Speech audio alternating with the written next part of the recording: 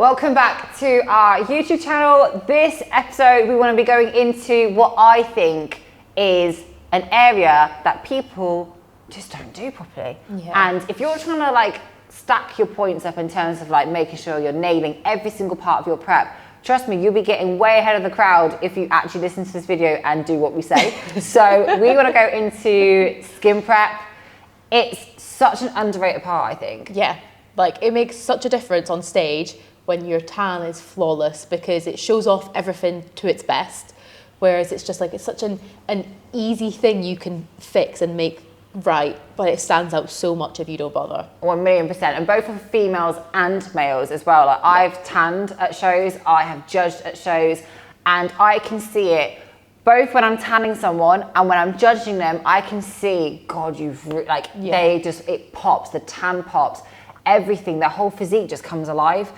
And you got to think, if you're putting tan on dirty skin technically that isn't like exfoliated, that tan isn't going to sit right and you're not going to look your best. So I just think nail your skin prep and you're just going to make it so much better. So we're going to go into what to do, certain things to take into consideration, and when to start. So personally, you should be starting this in your off season. This should be something which is part of your daily routine. You should be making sure you're just keeping your skin prepped all the time. Just step, go, water, exfoliate. Yeah, literally.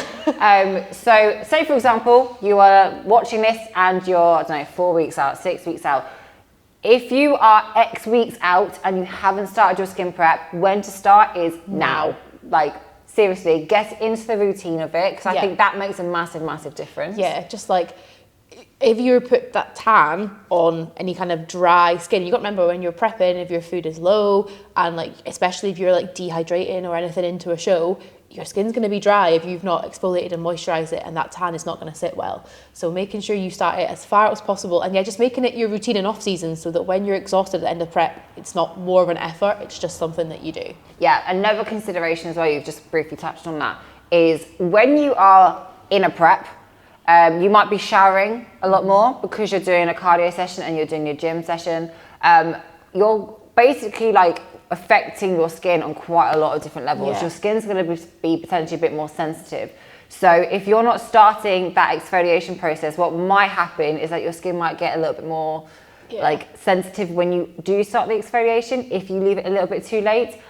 So just be aware in the back of your mind that your skin, like tightness, dryness, might start to be fluctuating throughout your preps, maybe because of down regulation of hormones, or maybe because you're just doing a lot of cardio and a lot of showers, and then actually not replenishing your skin by moisturizing. So I think what might be quite interesting is when you're kind of getting closer to your show, how often do you find you can exfoliate without your skin kind of getting a bit rough and quite like sore? So I would always do like 3 or 4 times a week up until about a week out, and then in the last week I don't do it aggressively, but I will do it daily just to make sure that by the time the tan comes at the weekend, I'm sorted. And also making sure if I don't exfoliate, I still moisturize every single day with the pH balanced moisturizer. What do you call it? Aqueous. I can never say that word. Aqueous? You know that one word you can't say? Aqueous. One of those. We'll leave it in the link. Yeah. That one. So for me, I'm kind of very, very similar. I might do, like in the off season, I'm probably doing it like once a week at least in the off season. And then as I'm kind of getting maybe 16 weeks out, I might start pushing that to 2 times a week. Similar to yourself, I might start getting it into 3 times a week. And then same as you, when I get to a week out, I will start doing that pretty much every day. But as Jenny mentioned, we're not like scrubbing. You don't want to be scrubbing to the point that your skin's getting irritable, red and like sore, because then that can actually affect the way that the tan sits on you as well. Moisturizing, I'm the same as you. You want to be moisturizing every single day.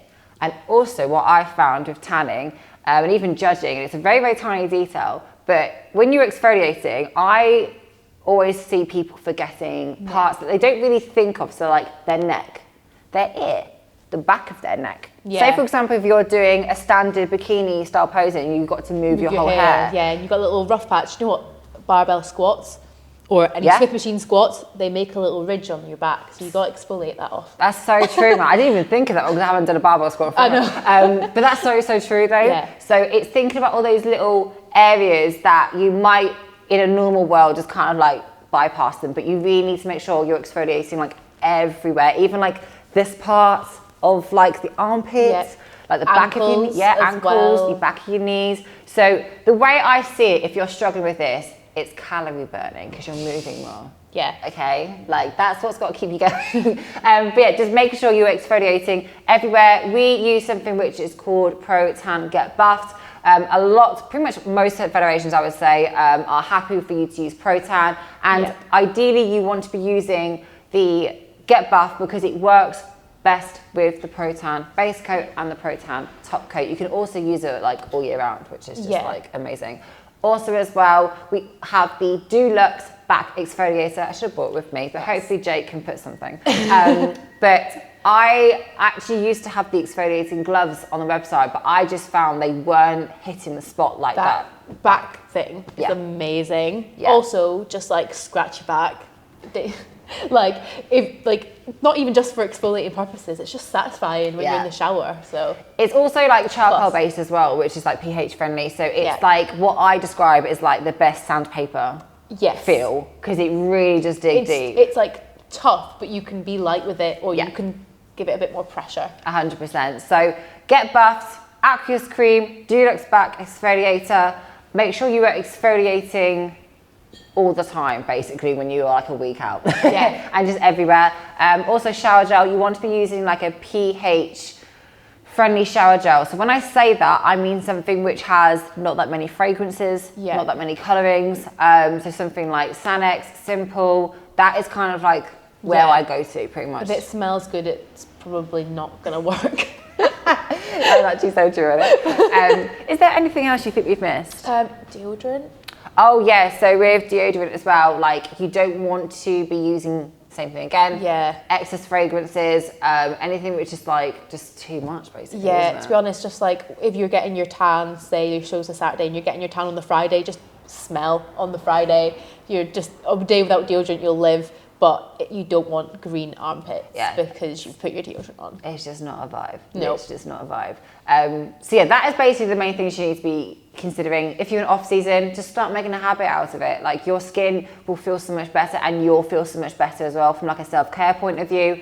If you're listening to this, you're 12 weeks, 10 weeks, 2 weeks, just start whenever you're listening to this. If you haven't already, start the skin prep. I cannot stress enough the importance of nailing every single part of your prep, and the skin prep element is just, it just makes such a difference. And you don't want to kind of sit there and go, oh, I should have actually like been more consistent with this part, because then you're doing yourself like the biggest disservice. Any questions that you've got that we haven't answered about skin prep, then do let us know. I'm going to leave all the blogs as well that you can kind of have a bit of a read on. And yeah, we'll see you guys in the next video.